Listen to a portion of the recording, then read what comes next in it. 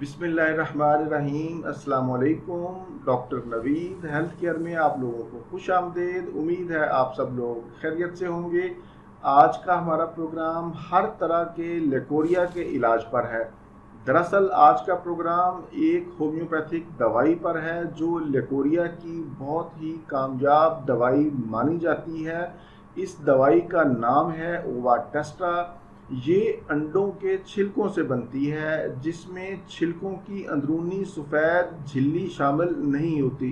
Homeopathy में ये हर तरह के लकोरिया के लिए मुफीद है। लकोरिया बेशक सफ़ेद हो, येलो हो या ब्लैकिश हो, पुराना हो या नया हो, खराशदार हो या बदबूदार हो, हर तरह के लकोरिया में ओवाटेस्टा इंतहाई मुफीद है। इस दवाई की सबसे अहम अलामत यह है कि लकोरिया के साथ कमर में शदीद दर्द होता है और ये दर्द इतना होता है ऐसा लगता है जैसे कमर टूट जाएगी। ये ओवाटेस्टा कैल्शियम का ख़जाना है, रहम की कमज़ोरी में इंतहाई मुफीद है।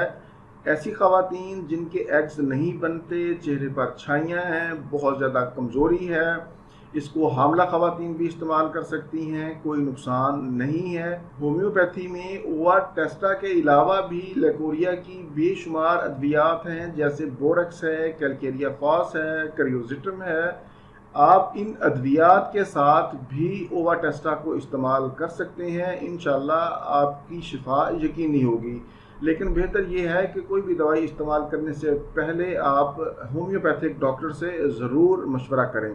अब मरहला आता है इसको इस्तेमाल करने का। ये ओवाटेस्टा आपको किसी भी होम्योपैथिक स्टोर से आसानी से मिल जाएगी। इसको आपने 3x में लेना है और दिन में 3 मरतबा 4-4 गोलियां इस्तेमाल करनी है। मुंह में रख के चूस लेनी है, पानी से नहीं निगलनी। इनका कोई साइड इफ़ेक्ट नहीं है। 12 साल से कम उम्र की बच्चियों को 2-2 गोलियां दिन में 3 बार दें। इसकी छोटी छोटी गोलियां होती हैं।